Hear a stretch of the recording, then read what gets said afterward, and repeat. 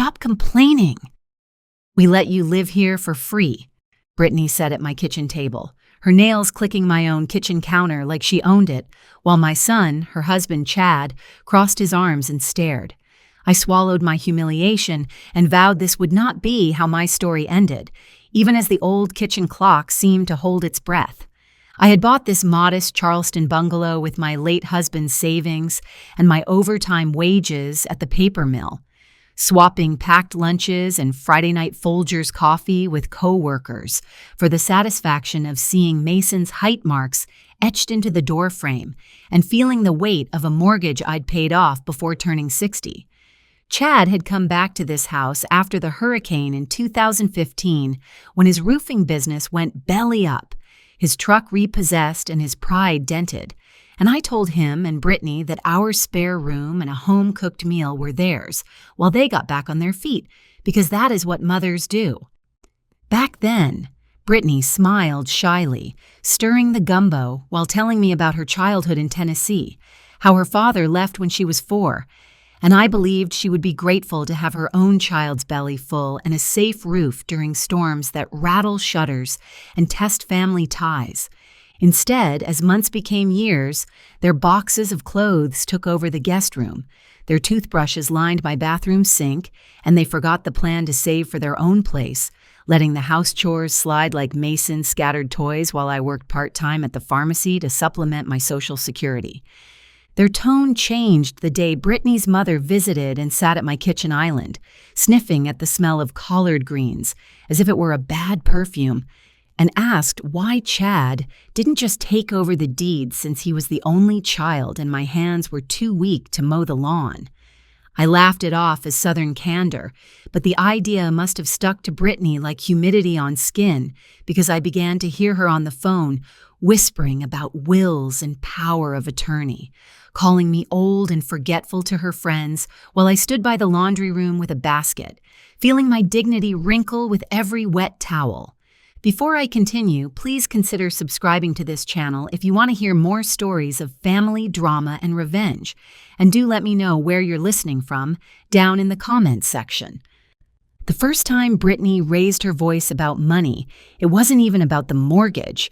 It was about groceries, complaining that my coupons and bulk purchases at Costco were cheap and embarrassing compared to her taste for organic produce from the new Whole Foods that opened across town.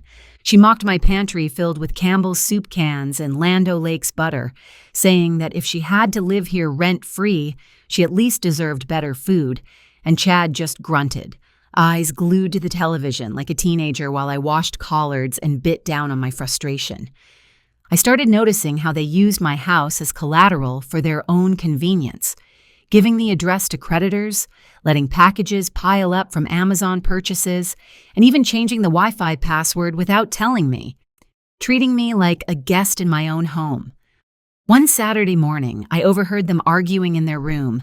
Brittany accused Chad of not pushing me hard enough to sign some forms she printed from the internet, and my stomach dropped when I heard the words transfer on death deed and nursing home in the same hiss. I stood in the hallway clutching Mason's toy fire truck like a shield, listening as they discussed finding a way to put me somewhere quiet once they convinced me to gift them the house. And I felt my breath quicken as if I'd run up the stairs instead of overhearing my own eviction plot. South Carolina is a one-party consent state, so I could have recorded them then and there without breaking the law, but I knew that capturing audio isn't always the same as catching truth. And besides, I wanted to handle this the way my father taught me. Face people head-on with plans and paperwork that hold up in court. When I confronted Chad later that day, his cheeks flushed, and he mumbled that Brittany was just joking. But his eyes darted like fish in a pond, and I realized my son had chosen his wife's comfort over my security, long before I ever noticed the chill in the air between us. That night, I couldn't sleep, staring at the glow of the digital clock as numbers flipped from 1 o'clock to 3:17 a.m., and I decided to pull out my red ledger, the one my late husband and I used to balance our checkbooks and keep track of every penny we earned. I sat at the kitchen table with a pot of Folgers brewing and wrote down every expense I'd paid in the last year, from the $127.45 water bill to the $38.99 mason jar of screws from Ace Hardware. And I realized I'd been subsidizing two grown adults who saw my kindness as weakness. Money has a way of making you see people clearly, and I saw that the $1,200 monthly groceries, the $315 cell phone plan for 3 lines, and the $22.99 Netflix subscription were all in my name, while they saved nothing toward their future or even Mason's college fund. A deep ache settled into my chest as I added up my Social Security deposit of $2,186 a month and the part-time pharmacy hours that brought in another $640, realizing that Brittany's assertion that I lived here for free was an inversion of reality so bold it almost made me admire her audacity. I made an appointment with a local attorney named Miss Williams, whose office smelled like old books and lemon oil, and I told her everything, from the cold insult at my kitchen table to the whispered plans to put me in a home, expecting her to laugh at my suspicions. Instead, Miss Williams leaned forward, eyes kind but sharp, and said, "I'd be surprised how often older people experience financial elder abuse that starts with kindness and ends with signatures on deeds." And she recommended I review my will, update my power of attorney, and consider protective measures. She explained that any changes to property deeds in our county had to be notarized and filed with the county clerk, and that no one could override my rights without my signed consent. But she also cautioned that family pressure can be as powerful as any legal tool, and I felt both relieved and sad. Walking out of her office into the bright afternoon, I passed the courthouse steps where I'd once watched a friend's grandson be sworn in as an attorney.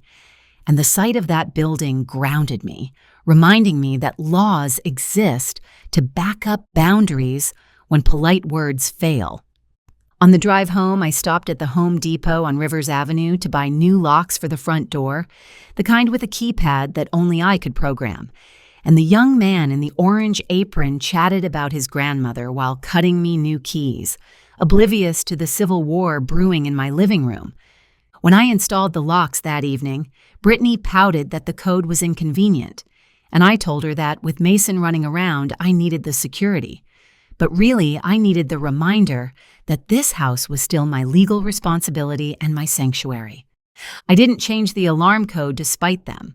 I did it because the device manuals all said the homeowner should control access, and because the bank officer at Wells Fargo had once warned me that scammers often start by taking over door locks and Wi-Fi passwords to make seniors feel powerless. Brittany sulked for days, texting her friends on a couch I'd bought at Ashley Furniture, complaining that the Wi-Fi was slower and that I had lost my mind. But she still handed me receipts to reimburse her for designer diapers and organic oat milk for Mason, as if I were her personal ATM. Chad avoided me by leaving early and coming home late, wearing the same blue polo from his new job at a car dealership, his sneakers stained with motor oil, and when I asked how work was, he muttered something about numbers not adding up and quickly changed the subject. One night, after Mason fell asleep clutching his favorite truck, I overheard Brittany on the phone with her mother, complaining that the market was hot and that if they didn't act now, they'd miss their chance at a bigger place. And she said Chad wouldn't force my hand because he was too soft. My hands trembled as I leafed through the mail pile the next morning and found a pre-approval letter from Rocket Mortgage addressed to Chad using my home address, and my heart pounded like a drumline, because I realized they were planning to leverage my roof for their own credit. The letter said that based on his reported income and property collateral, he could qualify for a $250,000 loan, and I felt the taste of metal in my mouth as I realized his reported numbers were based on a house I had fully paid off and that they assumed was theirs to gamble. I tucked the letter into my ledger and, instead of confronting him, started my own quiet plan, beginning with a call to the county tax assessor to confirm the current value of my home and a search for similar properties for sale in our neighborhood. The assessor, a polite man with a tired voice, told me that my 3-bedroom bungalow, with its 1970s brick and new roof, could fetch around $360,000 in the current Charleston market, and I felt both shocked and empowered. I realized that the equity I'd built through decades of budgeting and blue-collar work was a target and a tool, and that I could either wait to be pushed out or I could sell on my own terms and choose a future that wasn't under their thumb. Over coffee the next morning, I told my friend Gloria from church about my situation in broad strokes, and she leaned in with the same mixture of concern and curiosity I'd seen in the comments section of channels like Grace's Stories, where people share hard lessons about family and boundaries. She said, "Han, there was a story just like yours on Grace's Stories last week. A widow sold her house out from under her ungrateful children and bought an RV, and she sounded happier than ever." And I felt a strange sense of permission wash over me. I went home and watched that video, hearing the woman's voice crack with relief as she described reclaiming her life, and I realized that sharing my own story someday might help other women like me see that we are not trapped by family expectations when those expectations veer into abuse. When I looked across my living room and saw Brittany picking at her nails, smearing Mason's yogurt with expensive acrylics while complaining to a friend on speaker about my refusal to hand over the house like normal people, my resolve hardened like the metal of a lock clicking into place. I scheduled an appraisal through a realtor named Mr.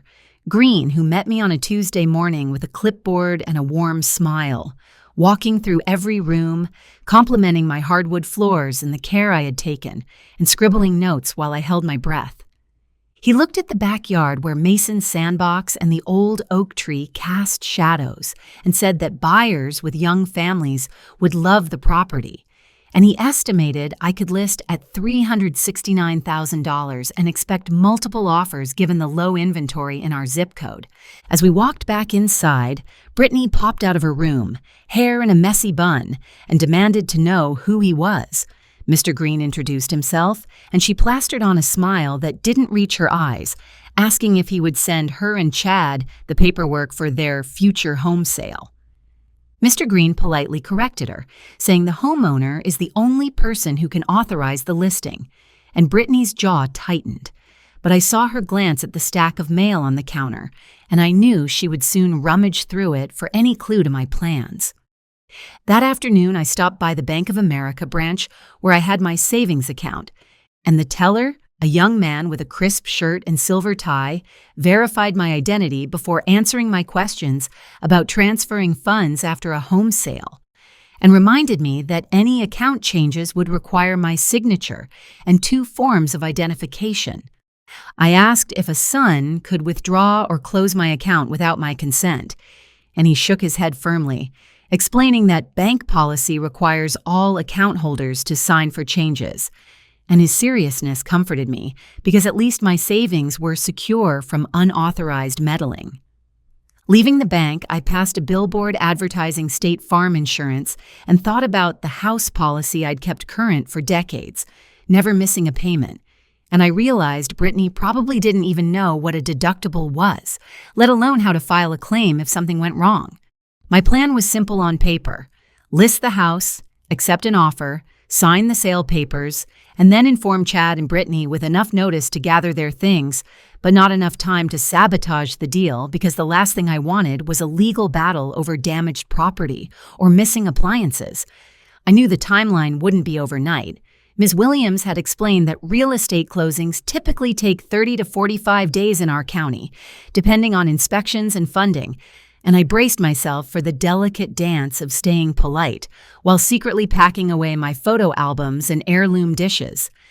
Packing became an act of reclaiming.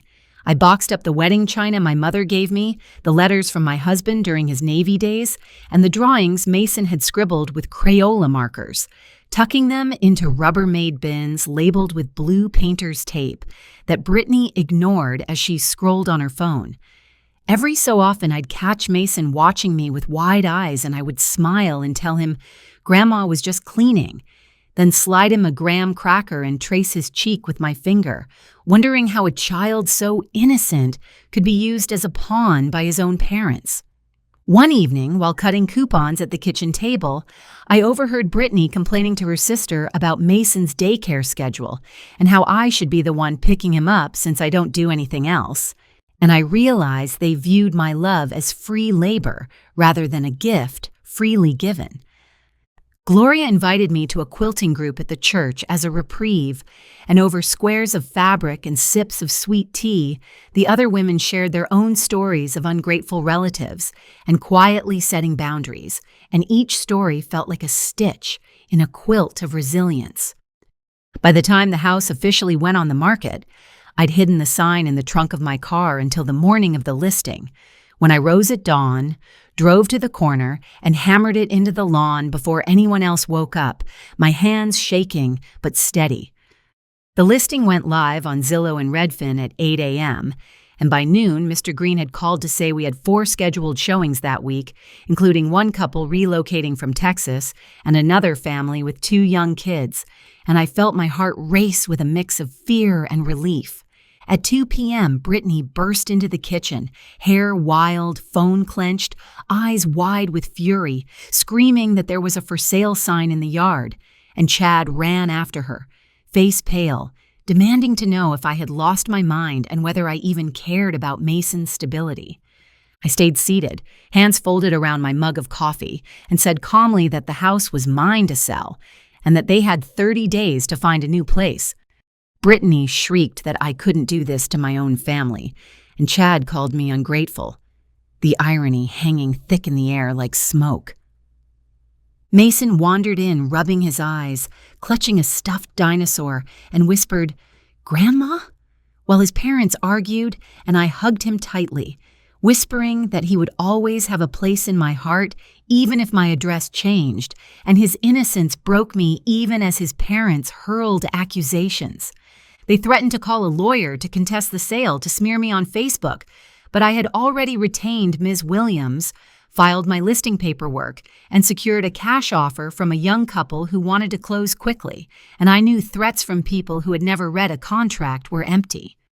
3 days later, while Chad sulked and Brittany slammed cabinets, Mr. Green called with an offer of $375,000 from the couple from Texas, who had fallen in love with the oak tree and the kitchen layout, and after a quick discussion I accepted, knowing that cash would simplify the timeline and reduce financing delays. Brittany overheard my conversation and stormed into my bedroom, phone in hand, telling me she had read online that I couldn't evict them without 60 days' notice. But I pointed to the lease agreement they had signed when they moved in, which they had insisted was unnecessary, and reminded her that month-to-month tenants in our state can be given 30 days. She threatened to stop cooking and cleaning, which was ironic because she hadn't chopped an onion or swept a floor in months, and I thanked her for proving my point that her contributions were conditional and that I would be better off alone than in a house full of resentment. Chad tried appealing to my heart, reminding me of the nights he had sat with me after Dad's funeral and the times we watched The Price is Right together. But when I asked him whether he had applied for any apartments or looked into trailer rentals, his silence said more than any memory he evoked. They attempted to weaponize Mason, telling me that if I forced them out, I wouldn't see my grandson again, and something inside me snapped because grandchildren should never be bargaining chips. And I told them calmly that I loved that boy enough to remove him from an environment where manipulation was normalized. Chad slammed his fist on the table so hard that the coffee splashed, and Brittany gasped dramatically. But I stayed seated, remembering Ms. Williams's advice not to engage in physical confrontation and to document any threats, my phone recording audio from inside my apron pocket just in case. I texted Gloria, who drove over with her husband Hank in his old Ford F-150, and they parked by the curb as quiet witnesses. Sometimes just having a trusted friend nearby can diffuse a situation that might otherwise spiral, and sure enough, Chad's voice lowered when he saw Hank's broad shoulders in the doorway. We spent the next week in an uneasy truce. I packed boxes, labeled them with Sharpie, and stacked them in the garage, while Brittany applied for apartments and complained that no one would take them with their credit score and no references, and Chad brooded on the porch with a beer. Every day the clock ticked, and the buyer's inspection approached, and I cleaned like a woman possessed, wiping baseboards, trimming hedges, and making sure there were no hazards, because I knew that one broken railing or leaky faucet could delay closing and give Chad and Brittany more time to scheme. During the inspection, Mason played with Hank's wife on the front lawn while I walked the buyers through the house with Mr. Green, answering questions about the HVAC and the age of the roof. Brittany hovered, trying to look friendly, but her eyes darted nervously to the buyer's children. At one point, she tried to whisper to the wife about the supposed mold in the bathroom, but I stepped in calmly and said we'd had a professional check and provide a clean report, producing the paper from the folder in my hand, and Brittany's mouth snapped shut. After the inspection passed with only minor issues, the buyers sent their earnest money deposit and Mr. Green scheduled closing for 28 days later at the attorney's office downtown. I circled the date on my calendar in red, my heart pounding like a drum in anticipation. In the days leading up to closing, Brittany resorted to guilt trips, crying and saying she'd never forgive me, and Chad tried to shame me by saying that selling the house would ruin my reputation in our neighborhood, but I knew that neighbors who truly cared would understand boundaries, and those who didn't matter. I also knew that the comments on channels like Grace's Stories often showed that people admired those who stood up for themselves calmly, and I imagined some future viewer hearing my story and feeling validated in setting their own line in the sand. That thought gave me strength. The night before closing, I sat at the kitchen table and wrote a letter to Mason, telling him about the love I felt the moment I first held him, the way his small fingers wrapped around mine, and how my decision was made to protect both of us from a cycle of entitlement. I sealed the letter with tape and tucked it into the drawer with the mixing bowls, planning to leave it for him to find when he was older, because no matter what Brittany and Chad said, I knew someday he would seek his own truth and wonder why things turned out this way. Closing day arrived. I dressed in my best blouse, clipped my pearl earrings, and drove to the attorney's office downtown, the same building where I had filed my marriage license decades ago, feeling both nostalgic and resolute as I climbed the stone steps. Miss Williams greeted me with a firm handshake and walked me through each page of the paperwork, ensuring I understood the sale price, the closing costs, and the proceeds that would hit my account within 3 business days, and I signed each line with a steady hand. When the buyers arrived, we exchanged small talk about the traffic on Highway 17 and the new Trader Joe's opening nearby, and I handed them a small envelope with a note wishing them joy in their new home, because even in revenge, there can be grace. After the final signatures, the clerk notarized the documents, stamped them with the county seal, and slid copies into a manila folder, and I felt a mix of sadness and liberation wash over me like the tide, knowing I had just severed a decades-long tie. Back at home, I told Chad and Brittany the closing was complete and they had until the end of the week to move out, and Brittany's face crumpled into tears she tried to conjure for sympathy, while Chad stared at me with a look I hadn't seen since he was a child being told no. They scrambled to load their belongings into a rented U-Haul truck, grunting as they realized how much they owned and how little they actually cared for it when it wasn't attached to free housing. And I watched from the porch with Gloria at my side, sipping iced tea and feeling strangely peaceful. Mason clung to my leg, not understanding why his toys were being packed, and Brittany tried to pry him away, whispering to him that Grandma was sending them away. But I knelt down, kissed his forehead, and said that love doesn't live in a building, and he would always have my love. Once they were gone, the house felt both empty and full. The echoes of slammed doors and whispered insults dissipated, replaced by the hum of my old refrigerator and the scent of lemon oil from the freshly cleaned counters, and for the first time in years, I heard only my own heartbeat. The proceeds from the sale hit my account at U.S. Bank 3 days later as promised. $352,000 after fees and taxes. and I sat with the bank manager to move a portion into a high-yield CD and another into a checking account, ensuring diversification because, as my father used to say, you never put all your eggs in one basket. I took a portion of the money and treated myself to a reliable sedan, a 2023 Honda Accord with good gas mileage and safety features, driving off the lot with the salesman waving and feeling like a teenager again, even though the monthly insurance payment through GEICO made me laugh at how grown up this revenge felt. With the rest, I found a small apartment near the waterfront with a balcony that overlooked marsh grass, swaying in the breeze, and a kitchen just big enough for me and my coffee maker, and I signed a lease in my own name, savoring the autonomy like warm biscuits on Sunday. The first night in my new place, I sat on the balcony with a glass of sweet tea, listening to the distant sound of church bells and the murmur of neighbors' conversations, and for the first time in years, I didn't worry about an adult child's schedule or whether my groceries were fancy enough.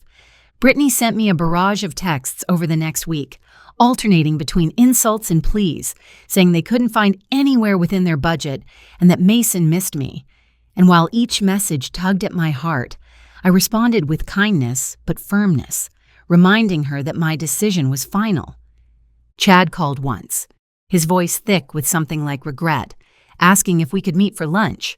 I agreed to see him at a Panera Bread halfway between our new addresses, and when we sat across from each other over soups and sandwiches, he looked older and tired, the lines in his forehead deeper than I remembered.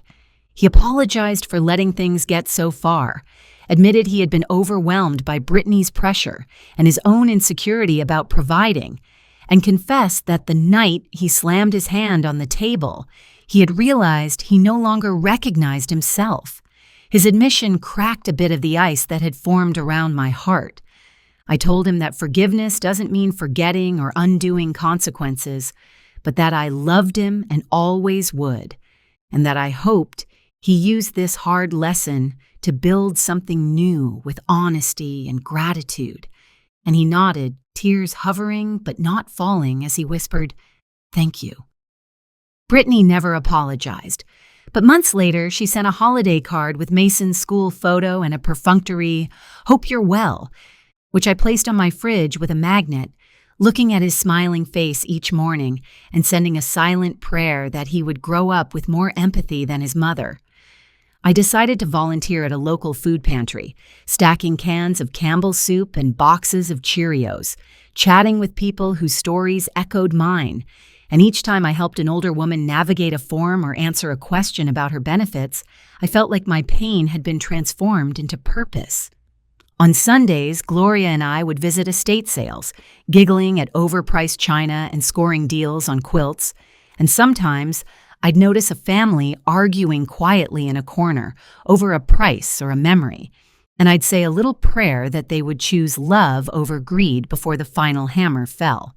I also started watching more videos on channels like Grace's Stories, not because I wanted to wallow, but because hearing how other seniors navigated betrayal and regained their footing made me feel less alone, and I even submitted my own story, which you're hearing now, hoping it would help someone else. The comments from strangers online were a balm.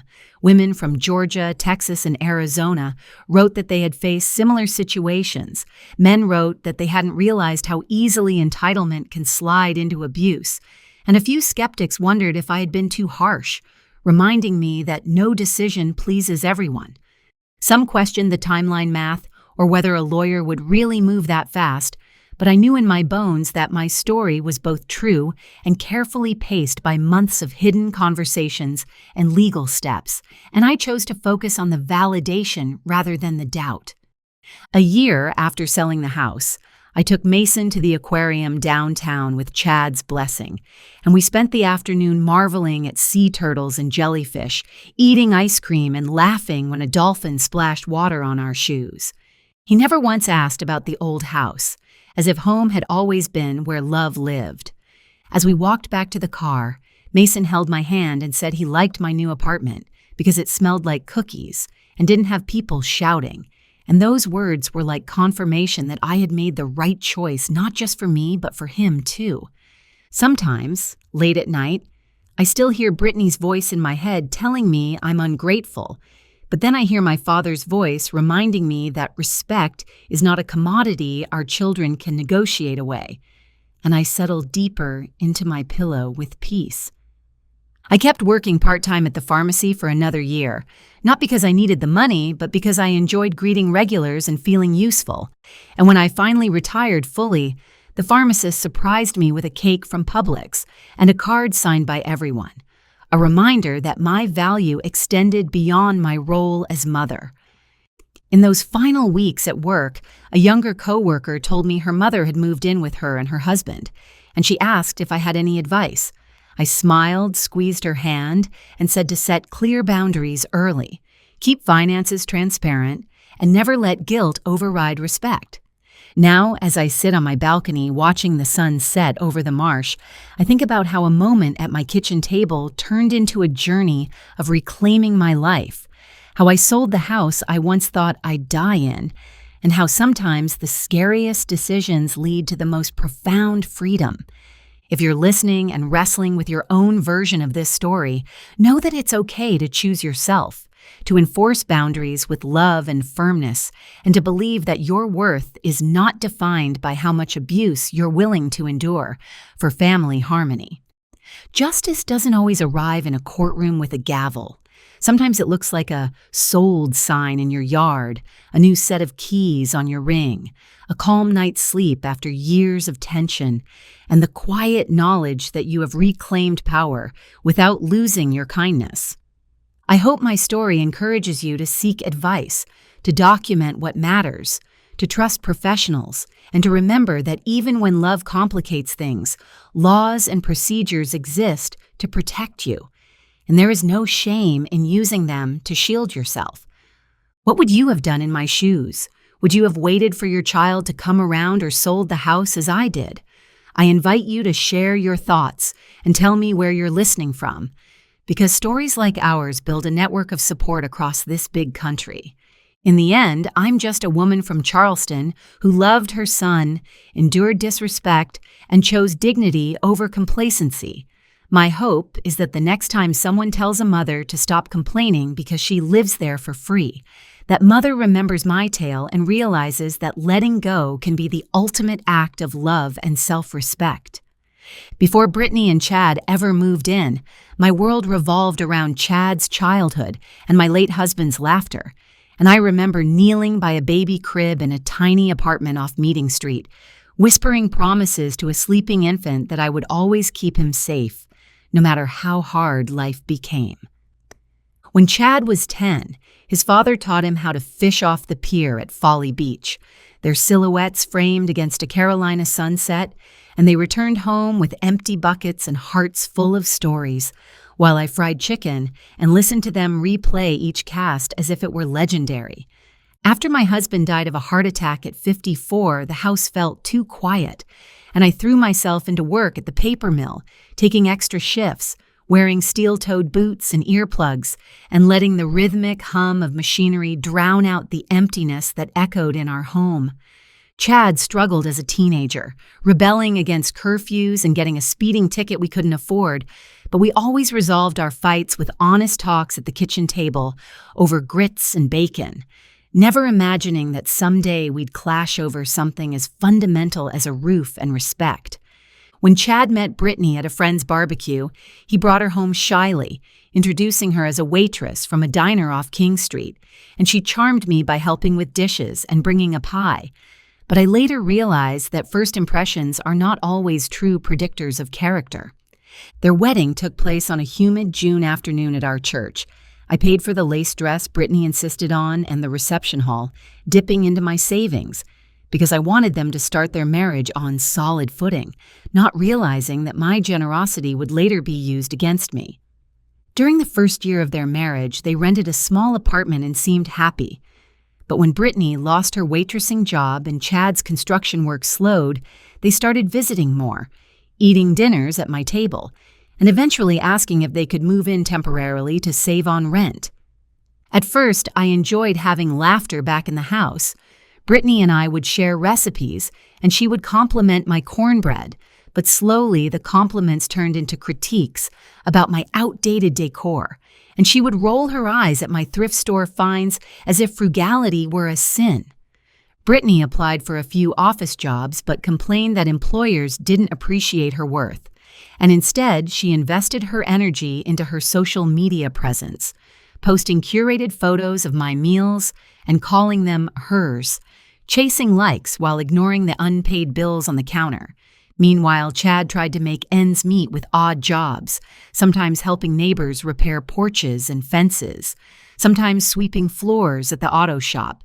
But Brittany belittled his efforts, asking why he didn't make as much as her friends' husbands who worked in tech or finance. One evening, when Chad was at work, Brittany convinced me to co-sign for a store credit card so she could build her credit. She promised to pay it off each month, and I foolishly agreed, only to discover a year later a balance of $4,879 and a collection letter in my name. I paid the balance to protect my credit score, but I confronted her, and she cried about needing new clothes for her job interviews and said Chad didn't provide enough. I forgave her, thinking she was just young and overwhelmed, not seeing the pattern of entitlement taking shape. Around that time, I started noticing my personal mail opened. Letters from my pension and bank came with the edges torn. And when I asked Brittany, she shrugged and said she was just trying to help with paperwork, but a chill ran down my spine at the thought of my privacy being breached. In my search for answers, I attended a seminar at the senior center about financial exploitation. The speaker, a retired judge, warned us that 90% of perpetrators are family members, and his words hit me in the gut, as if he had peeked into my living room conversations. He outlined steps to protect oneself: review bank statements regularly, use two-factor authentication for online accounts, keep original documents locked in a safe, and never share Social Security numbers over the phone. I sat in the front row, scribbling notes while thinking of the unlocked drawer where I kept my birth certificate. After the seminar, I purchased a small safe from Lowe's and installed it in my closet, storing my will, deed, passport, and the small velvet pouch containing my grandmother's wedding ring, taking comfort in the metallic click of the lock each night before bed. Brittany noticed the safe and made a joke about me acting like a spy, but I smiled and told her it was just good sense, thinking about the judge's admonition that those who make you feel paranoid often have something to hide themselves. My church hosted a workshop on family mediation, where a counselor taught us to use "I feel" statements instead of accusations. I tried it with Chad, telling him I felt hurt when decisions were made without me, but Brittany mocked the exercise, calling it therapy talk and dismissing my feelings as drama. There were good days, too. I remember one autumn afternoon when Mason and I baked pumpkin muffins, our hands dusted with flour, his giggle bubbling like a creek as he licked the batter spoon, and in those moments I clung to hope that love would prevail over greed. Mason's third birthday party in the backyard was a bright spot. I hung streamers, baked a cake shaped like a dump truck, and watched as he tore into presents and hugged me tightly. But later that evening, Brittany complained that the party wasn't Pinterest perfect and that her friends had judged the mismatched paper plates. While Brittany obsessed over appearances, I quietly opened a new email account to communicate with Miss Williams and Mr. Green, ensuring that none of my correspondence about the sale would be intercepted. The secrecy felt like a betrayal, but I reminded myself that protecting oneself isn't betrayal when trust has been eroded. Miss Williams recommended I document every expense and conversation, so I bought a bound notebook from Staples and began writing dates, times, and summaries of each significant exchange. Flipping through those pages later reminded me that my decision wasn't rash, but rooted in a pattern of disrespect. One evening, while I folded laundry, Chad walked in and casually mentioned that Brittany had found a senior living facility with a great reputation, and that I should consider moving there so they could have more space. The suggestion stung like a bee under my shirt. He spoke as if I were an object to be relocated, not a person with history and ties, and I looked at him and said I was too young at 68 to be shipped off. He smiled sheepishly and said he was just thinking of my comfort, but I saw Brittany's shadow at the door, smirking. Later that night, I Googled the facility out of curiosity and saw that it cost $4,500 a month. My Social Security and part-time wages would never cover that, and I realized they weren't offering to pay, meaning they planned to fund it by selling my house without my consent. Around that time, I experienced my first anxiety attack. I was in the produce aisle at Kroger when my chest tightened and my vision blurred, and I clutched the cart handle until the wave passed, breathing through it and reminding myself that I wasn't crazy. I was under pressure. To cope, I started walking each morning at sunrise, circling the block while the world was quiet. The smell of fresh-cut grass and the distant sound of a freight train grounding me, giving me space to think about strategies instead of just reacting. On one of those walks, I bumped into Mrs. Thompson, an elderly neighbor who had sold her house to downsize. She told me about her positive experience with the county's housing assistance program and mentioned that some friends had used a moving company called 2 Men in a Truck that treated their belongings with care. I took her recommendation to heart, filing away the name for later when it would be my turn to move, appreciating that community wisdom can be just as valuable as legal advice when embarking on a big change. Brittany's mother started calling me more frequently, hinting that I should transfer ownership to Chad, citing that bloodlines matter, ignoring that if bloodlines mattered, she would be advocating for my rights, not undermining them. Her hypocrisy hardened my resolve. At one point, Brittany left a stack of paperwork on the counter and insisted I sign it because it was just medical release forms.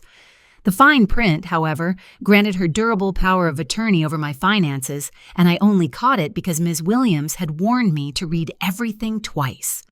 When I confronted her about the trick, she burst into tears and accused me of being paranoid, insisting she only wanted to help if anything happened to me.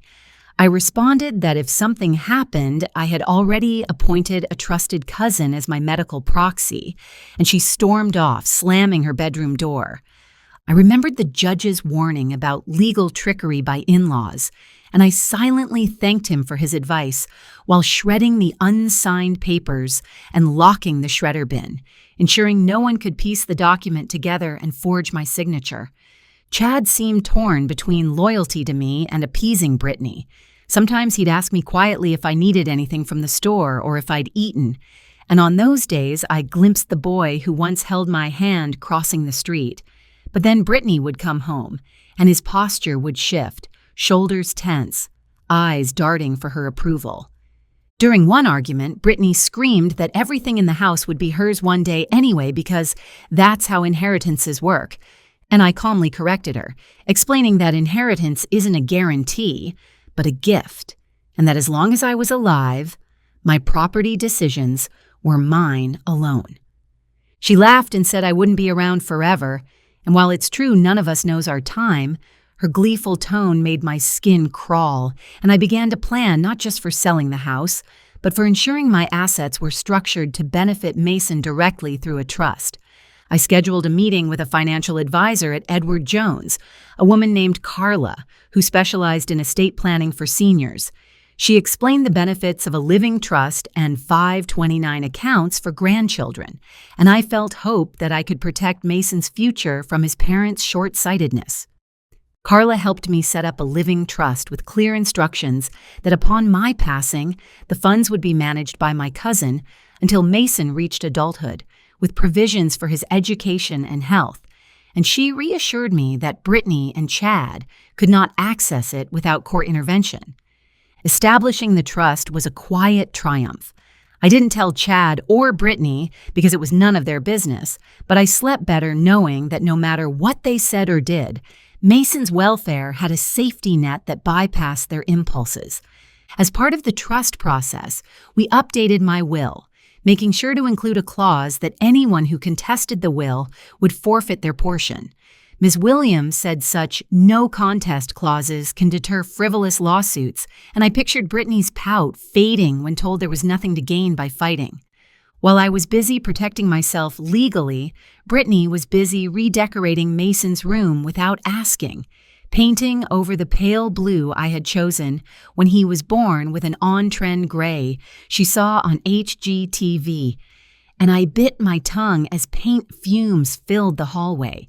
The more I observed, the more I noticed that Brittany's criticisms mirrored her insecurities. She mocked my coupon clipping, but I never saw her budget. She rolled her eyes at my thrift shopping, yet she bought cheap, trendy items that broke in months.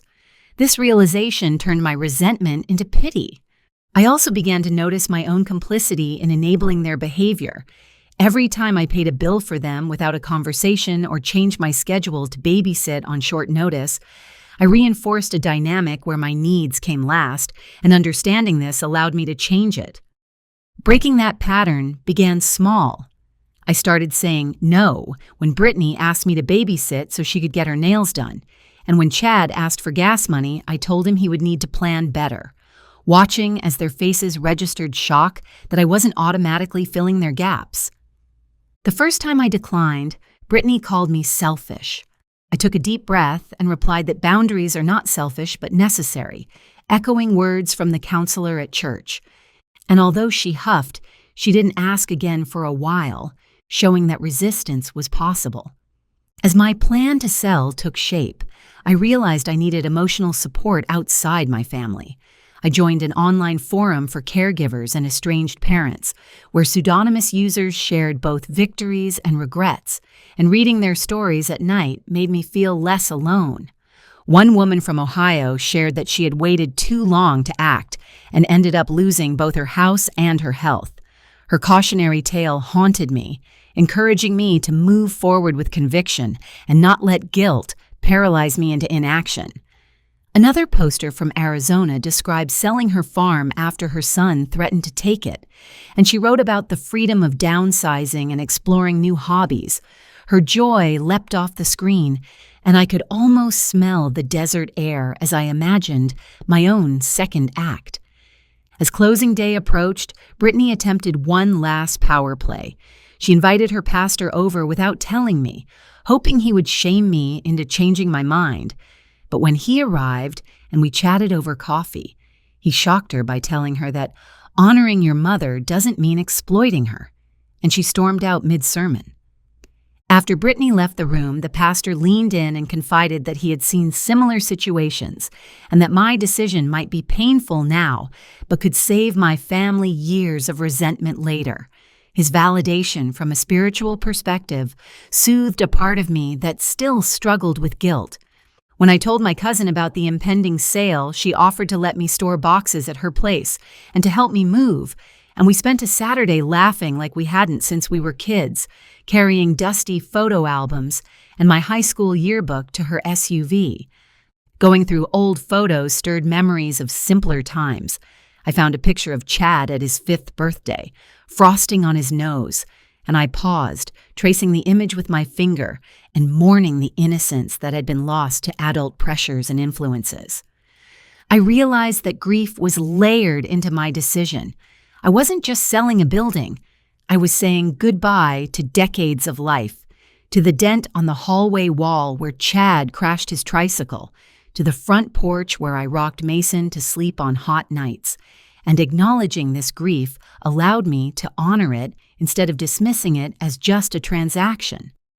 To honor my husband and our journey, I planned a small ritual for the night before closing. I lit one of his favorite candles, played our song on the radio, and sat in the living room remembering our arguments and reconciliations, his jokes, his snoring, and how he always believed in me being strong.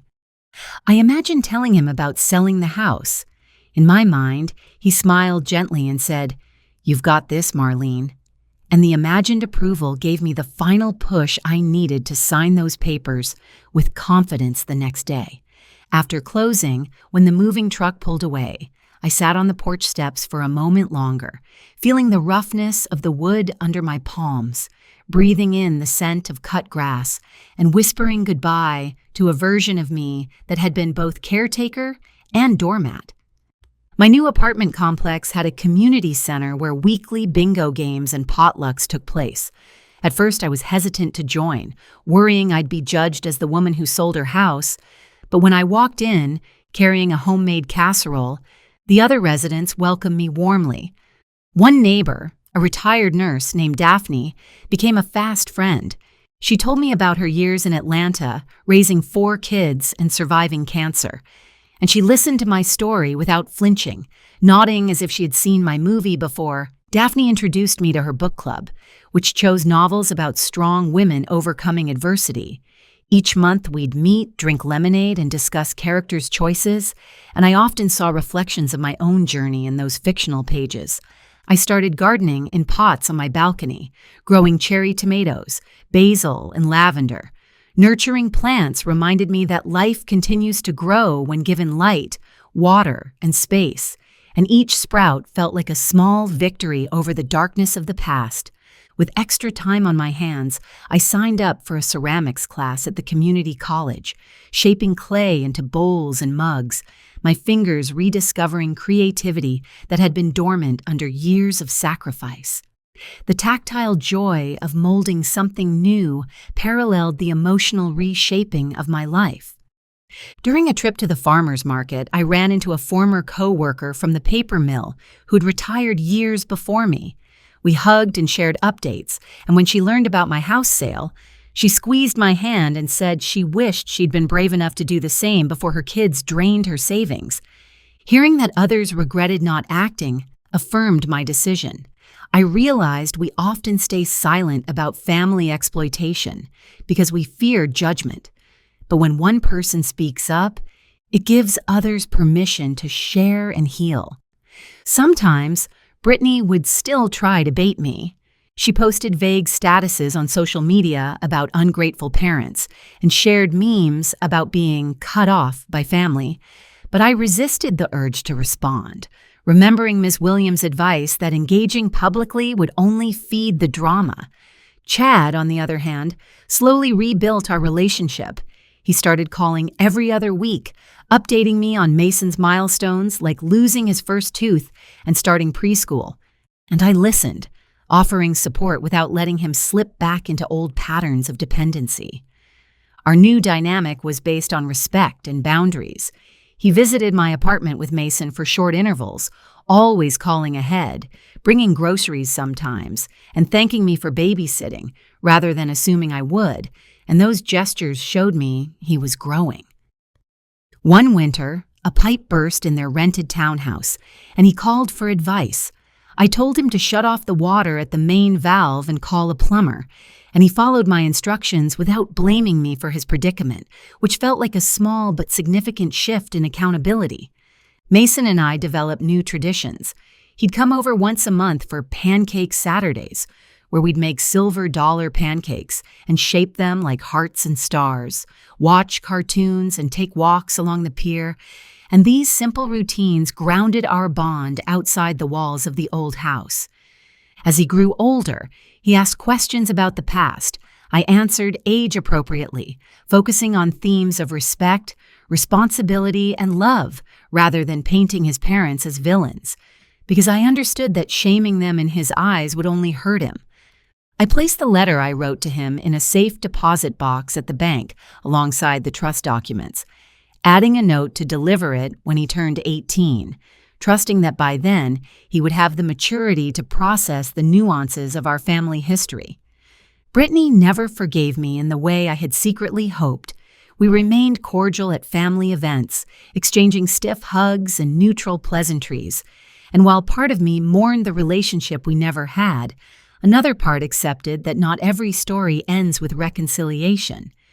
Years passed, and the story of my selling the house became a lesson I shared with church groups, book clubs, and strangers in grocery lines who confided their own struggles. Each time I told it, the sting lessened, and the message of self-respect grew louder. In one such talk, an older man asked if I regretted anything. I thought about the good times in the old house, the laughter, the birthdays, the nights around the dinner table, and I said no. Not because it wasn't painful, but because it taught me to value myself. He nodded and said that regret and gratitude can coexist, that it's possible to mourn what was and still be thankful for what is. And his words resonated with me, giving me a framework to understand the complexity of my feelings.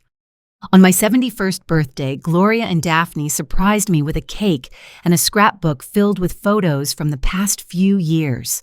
As I flipped through pictures of quilting circles, garden harvests, and pancake mornings, I saw a life full of color and connection, far from the narrative of loneliness Brittany had predicted. I even received a card from the couple who bought my old house. They'd painted the kitchen a cheerful yellow, hung a swing from the oak tree, and wrote that they could feel the love baked into the walls. And reading their note filled me with joy rather than regret. In quiet moments, I occasionally drove past the old neighborhood, not to spy, but to reminisce. I'd slow down, see kids riding bikes, see the oak tree now with a new rope swing, and smile at the life continuing there, unburdened by the drama that once unfolded within its walls. The smell of freshly brewed coffee in my apartment took on new meaning. Instead of brewing endless pots to fuel my worries, I savored one cup in the morning, sometimes adding a splash of fancy creamer Brittany would have mocked, delighting in small luxuries I afforded myself without guilt.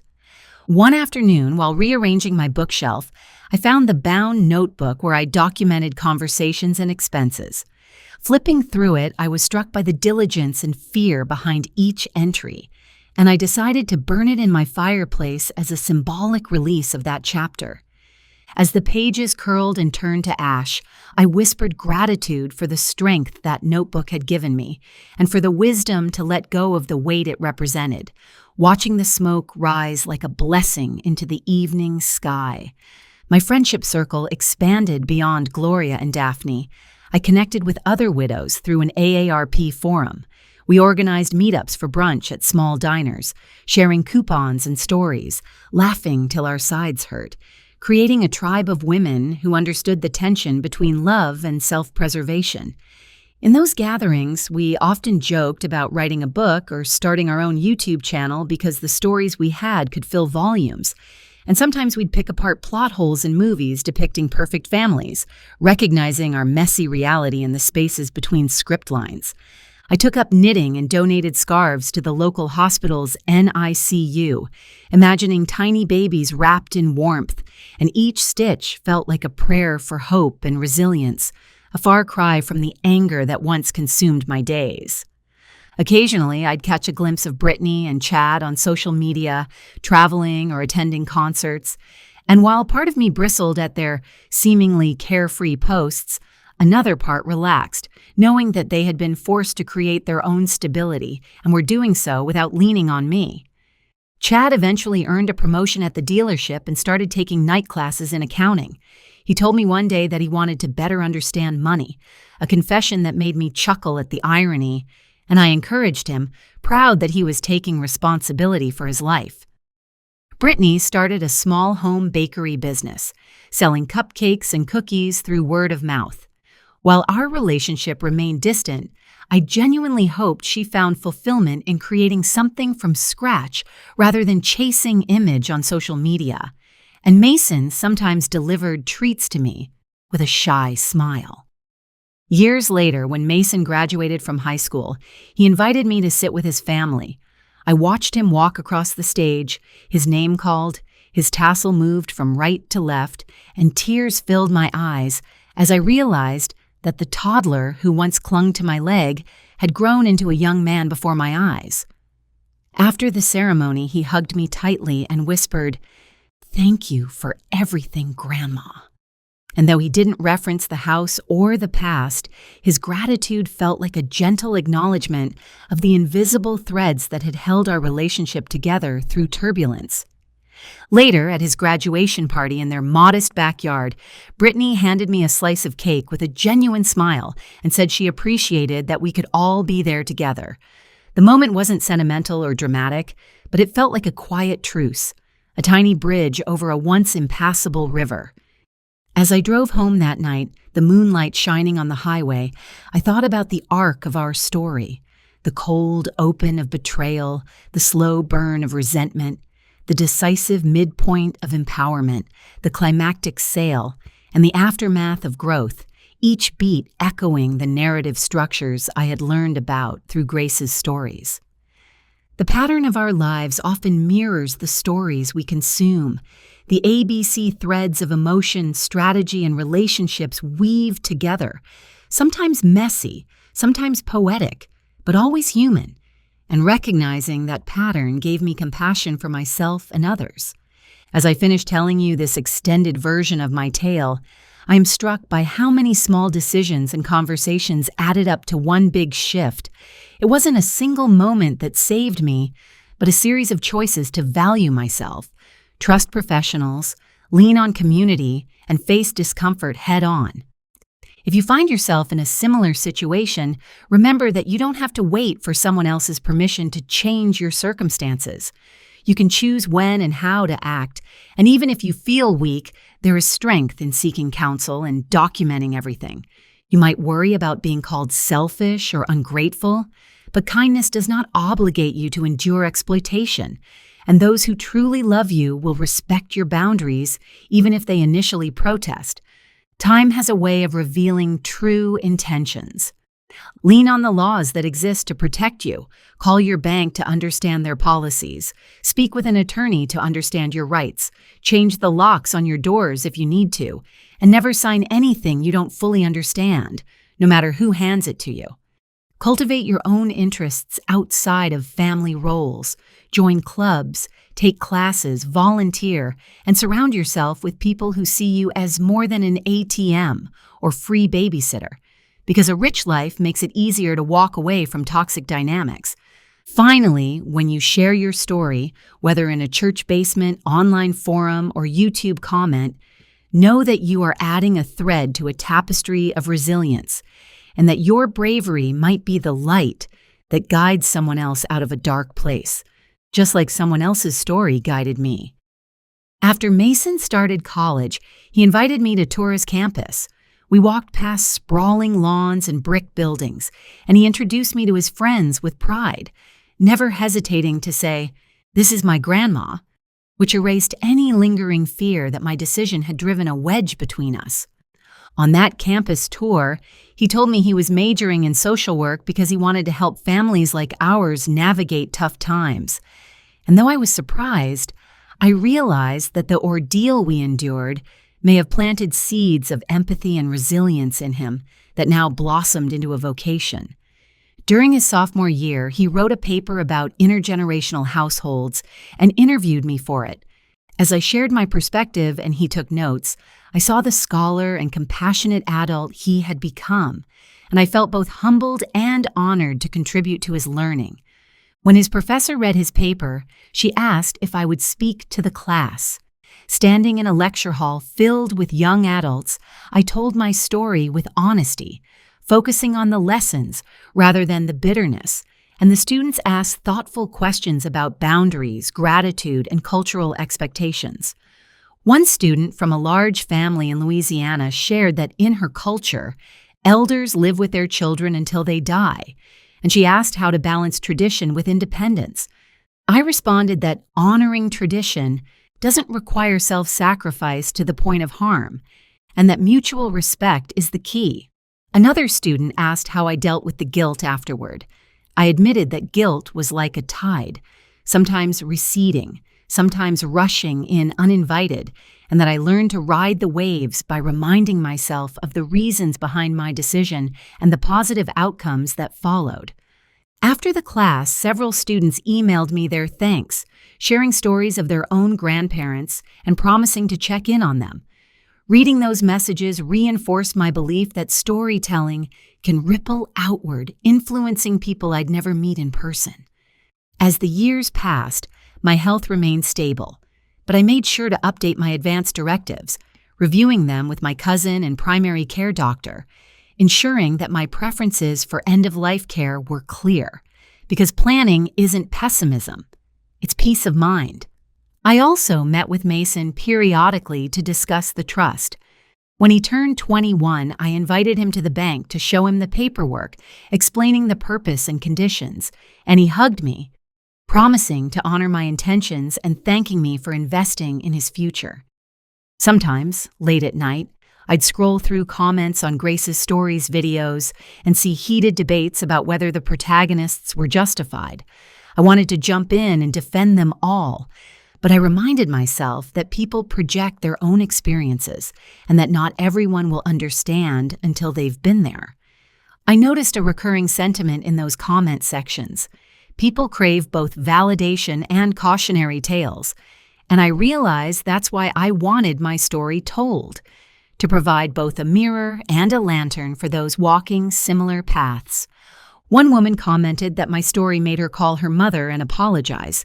Another said she had printed out my checklist of action items. Such responses made the vulnerability of sharing feel worthwhile, a trait of privacy for communal growth.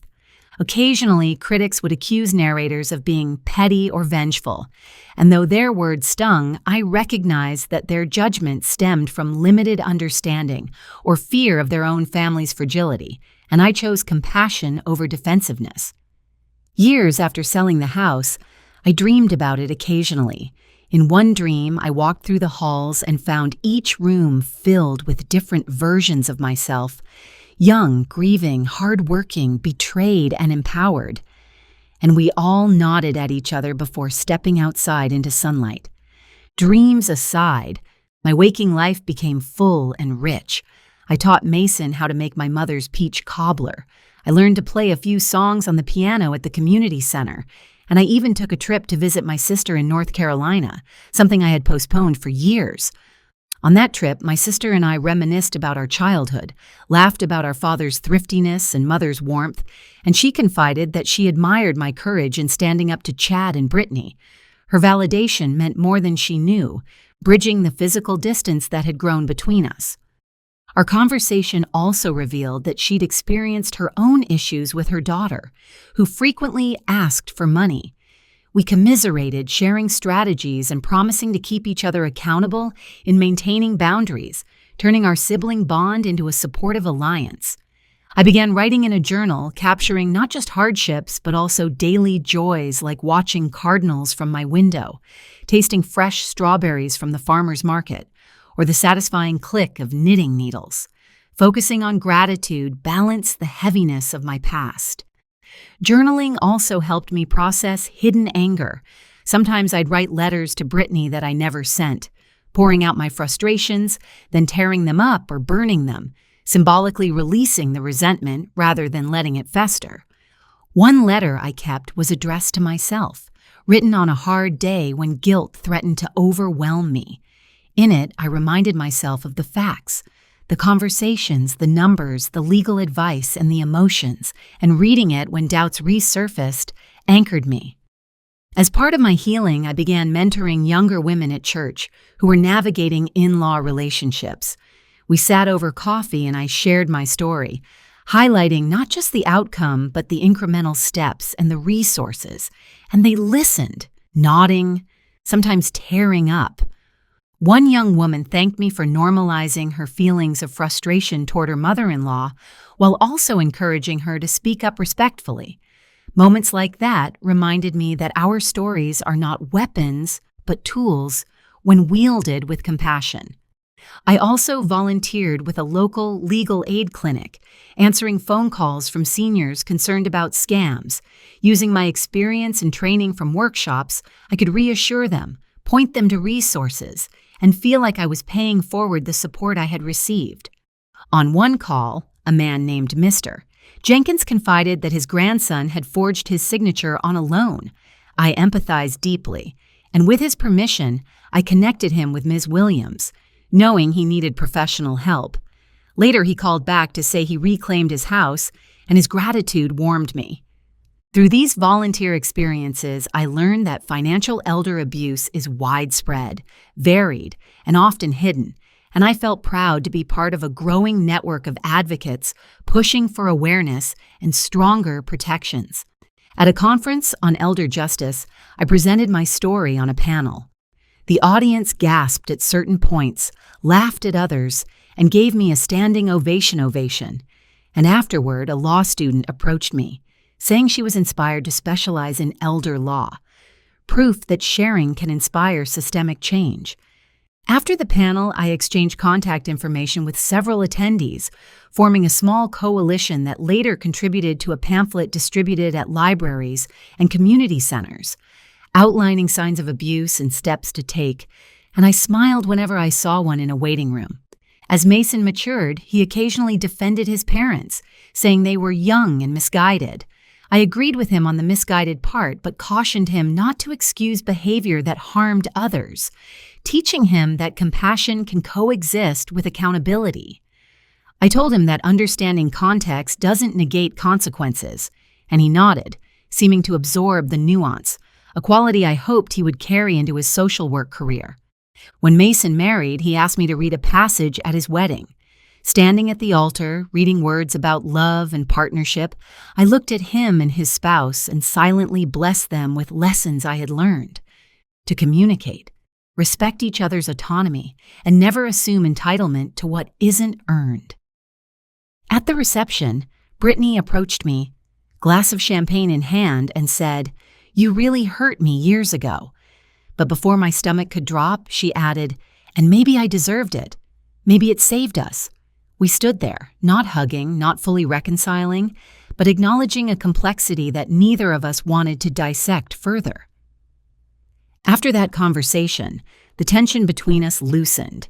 We never became close, but we could occupy the same space without barbs, and that neutrality felt like its own victory, evidence that revenge doesn't always burn bridges. Sometimes it helps rebuild boundaries on better footing. In my later 70s, I downsized again into an even smaller apartment after realizing I spent most of my time on my balcony or at friends' homes. The process was simpler this time. No drama, just sorting, donating, and choosing what served my current life, not my past. My new place had a view of a small pond with ducks. I spent mornings feeding them breadcrumbs and evenings writing postcards to friends. And each time I looked at the ripples on the water, I thought about the ripples of my decisions, how far they had traveled. At 90, if I'm blessed to reach that age, I imagine telling this story again, perhaps forgetting some details, perhaps embellishing others, but always centering the lesson that dignity is not negotiable and that love can survive tough boundaries. For now, I'm content sitting here, remembering the woman who sat at her kitchen table swallowing her humiliation and vowing that this would not be how her story ended, and feeling grateful that I kept that promise to myself. The arc of my life hasn't been linear. It's a mosaic of joy, grief, anger, forgiveness, and quiet revenge that looks more like justice. And I hope you see in it a reminder that your worth isn't determined by your willingness to endure mistreatment. Remember that actions speak louder than words. When someone shows you they don't respect you, you have the right to respond with firmness. And when you show yourself respect, you model for others how to treat you, including your children and grandchildren.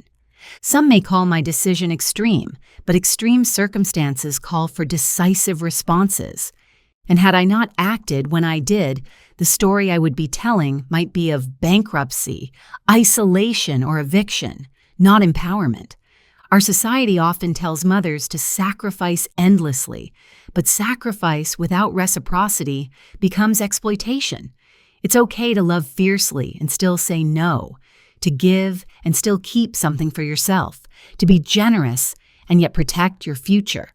If your family uses your grandchild as a pawn, know that you can love that child while refusing to be manipulated. Children grow, they see, and they will understand that you acted out of self-respect, which teaches them to value themselves too. As you weigh your own choices, consult professionals, confide in trusted friends, pray or meditate if that's part of your practice, and gather information. Decisions made in isolation can feel heavier than those made with a community behind you. Finally, trust yourself. You know your situation better than any commentator on the internet, better than any acquaintance offering unsolicited advice, and you have the right to choose the path that aligns with your values and dignity. Looking back, I realized that telling my story on this platform invited strangers into my living room, but it also invited solidarity. I no longer felt alone in the labyrinth of family, loyalty, and betrayal, and each like or comment felt like a hand reaching across the digital void to squeeze mine.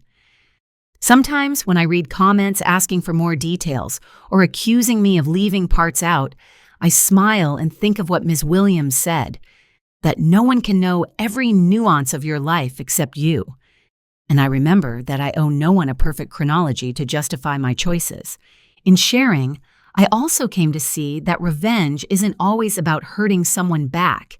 It's about reclaiming control and redefining your narrative so that you are no longer cast as the victim, but as the protagonist of your own life, steering toward dignity, even if the voyage is stormy. I hope that if you find yourself at a kitchen table being told to stop complaining because you live there for free, you will recall my story, reach for your inner strength, and remember that kindness does not require you to acquiesce to disrespect. You can choose a different ending. Those of us who have walked this path know that the hardest part isn't the paperwork or moving boxes. It's grieving the relationship you thought you had and accepting the one you truly have. And once you make peace with that, the rest becomes logistics and timing. You may wake up one day and not recognize your child or your sibling or your spouse, but if you stay anchored to your core values, fairness, dignity, self-reliance, you will recognize yourself. And that recognition will be the compass guiding your decisions. As this story concludes, I invite you to reflect on your own boundaries, to discuss them with those you love before a crisis hits, and to trust that setting limits is an act of love, not defiance, because healthy relationships require clear edges to thrive. Thank you for listening to me, for walking through my memories, for sending your prayers and perspectives, and for creating a community that validates elders like me. May your own stories be filled with justice served cold, calm mastery and the quiet power of a woman reclaiming her life. So as you close this video or set down your phone, take a moment to think about the elders in your life, your parents, grandparents, neighbors, and consider asking them how they are doing, whether they feel supported or taken advantage of, because sometimes a single compassionate question can open the door to honest conversations that prevent exploitation. And if my story resonated with you, leave a comment sharing what you would have done in my shoes and tell me where you're listening from. Together, our collective experiences and regional backgrounds weave a tapestry that proves betrayal and redemption are universal. But so is the strength of a woman who refuses to be dismissed. Whether you're from Charleston like me or from a small town in Wyoming, Florida, Ohio, or anywhere in between, know that stories like ours connect us across miles and generations, reminding us that boundaries and love can coexist in any zip code.